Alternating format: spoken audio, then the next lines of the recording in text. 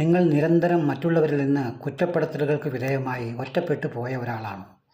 അതായത് സ്വന്തം വീട്ടുകാരിൽ നിന്നും നാട്ടുകാരിൽ നിന്നും സുഹൃത്തുക്കളിൽ നിന്നും പൊതുസമൂഹത്തിൽ നിന്നും ഒന്നാകെ നിങ്ങൾ ഓരോരോ കാരണങ്ങൾക്ക് കുറ്റപ്പെടുത്തലുകൾക്ക് വിധേയമാകുന്നുണ്ടോ?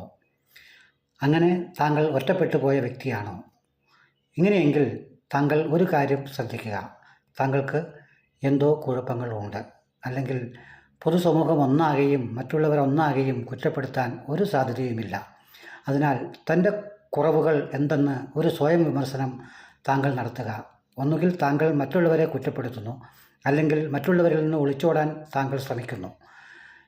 എന്ന് വെച്ചാൽ ശരിയായ ഒരു മനുഷ്യൻ ഒരു പ്രാവശ്യമേ ഒരു പൊത്തിൽ നിന്ന് പാമ്പ് കടിയേക്കാവൂ എന്നാണ് സാരാംശം.